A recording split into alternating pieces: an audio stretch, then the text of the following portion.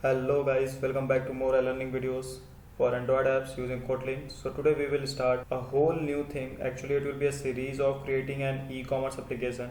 We will learn most of everything which is used in an e-commerce applications. We will start from beginning from ground zero and try to cover everything. So stay tuned on this channel, and if you haven't subscribed yet then hit the subscribe button and press notification icon to keep yourself updated every time I drop a new video. Let's get started.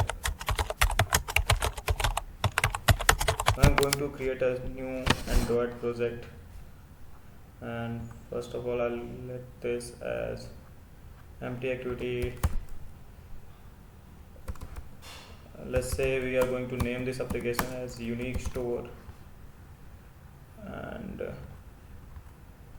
let's say I'm going to change the package name as well.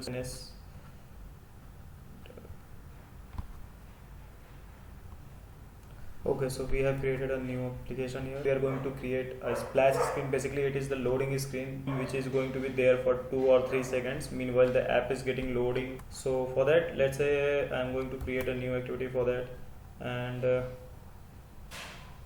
that will be an empty activity. Let's say name this as splash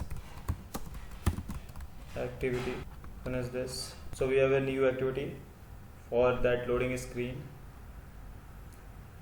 Before that, let's go to style and say I don't want action bar in my application, so I'm just saying no action bar in place of tag action bar. Okay, so I think we are good with it. And now let's go back to your splash screen. Here is your splash screen. Your application is going to start from this screen. So in the manifest we just have to change that this is not going to be the launcher activity. This main activity is not going to be the launcher activity. So here is our splash screen. So constraint layer basically we use when we want to like eliminate the nested view, like a view under a view, that is going to take a little bit longer time. So in this view we don't have any that critical things, so we can simply use the relative layout. Okay, so we have a relative layout, so this will be the start of your application, how your application is going to look. So first of all I'm going to add an logo for our application. Select this path, and this will be our logo, and put this logo over here, image view, and let's say this will be a wrap content, and let's say src will be make map IC launcher foreground, right? And let's say center in parent, our logo will be in the center of our screen.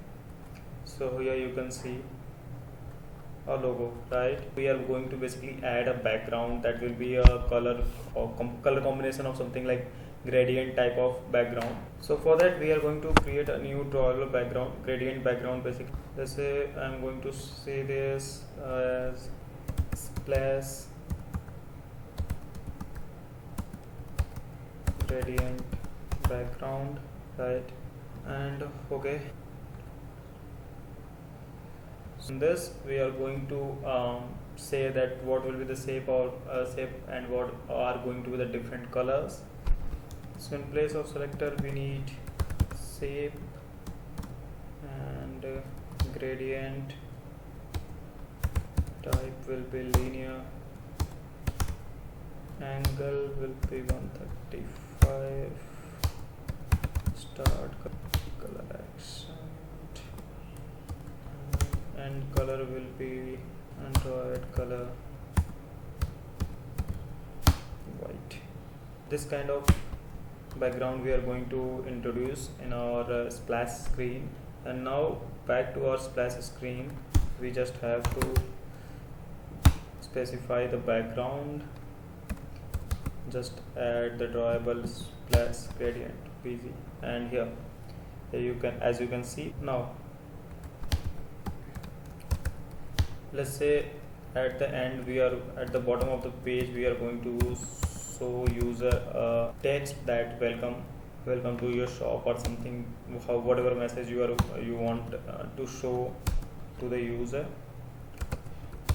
just extract string resource for this, no worry. And now let's just put this into bottom of the parent, right? So center horizontal attached to the bottom, so we are just going to give the margin bottom to this text. Let's say 20 dp. Let's give some color, text color as. We are ready with our splash screen.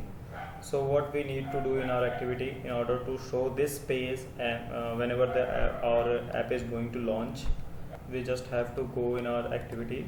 So as of now we are going to store the data in shared preference, and we will check from there that user is logged in or not.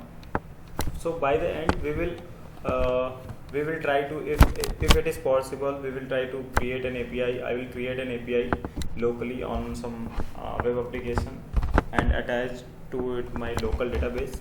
But for now I am saving this data into shared preference, and I will fetch the data from shared preference if there is any user in our shared preference or not.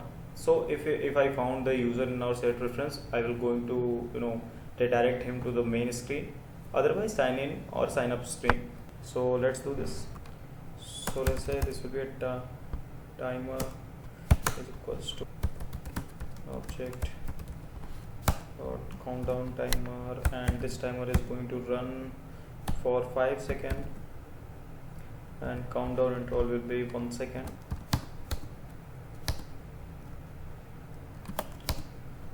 Okay, so we are not going to do anything on tick. So on every tick we are not going to use anything.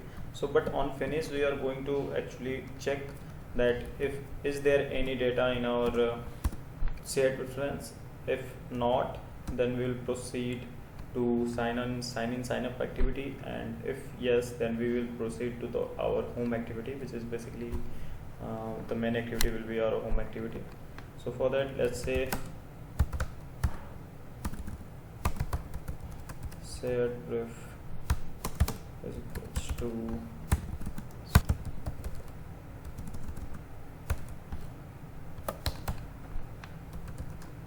shared preference need a string.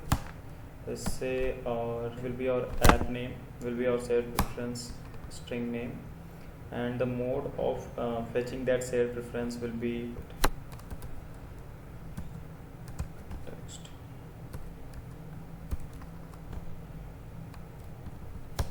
So by choosing this mode, we are going to say that this preference file is not going to use by any other application. This is going to only use by this application that we are going to create. So there is a error that is showing in this. Oh, okay, so we ready with the shared preference, and we will check that shared preference dot. Let's say we will check that it contains, if we have something current user.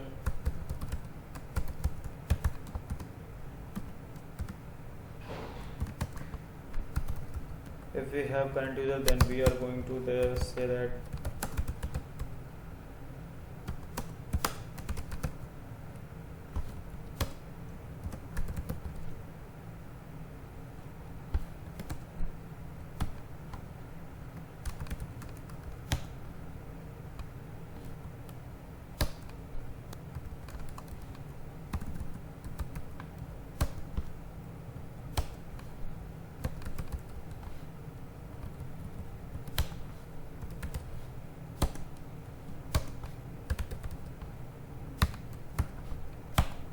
if we found something in current user in the set preference, we are going to redirect the user our main activity. Otherwise we are going to redirect it to some sign in sign up activity.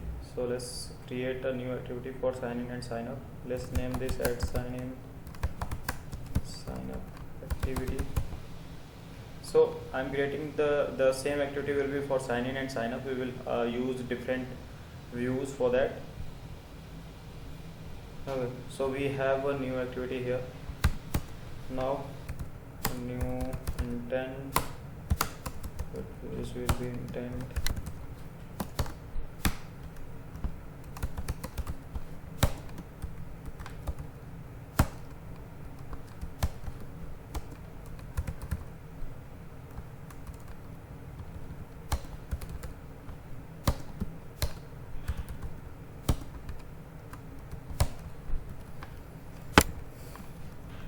So I think we are done with everything here. Just one thing left, that we have created the object of timer here, but we haven't run that.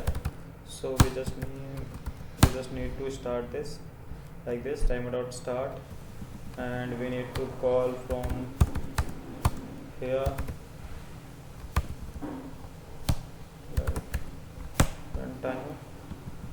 So we are calling this run timer from here, and after the completion of this we are going to check in reference that there is there any current user or not. If we find some current user, then we are going to redirect it to the main activity, otherwise we are going to redirect it to the sign in and sign up activity. Just run this, and for now we don't have anything, so we are just now our splash screen is visible to in our real-time application. So let's see and how it's working. So here our Gradle invocation finished with 0 errors. So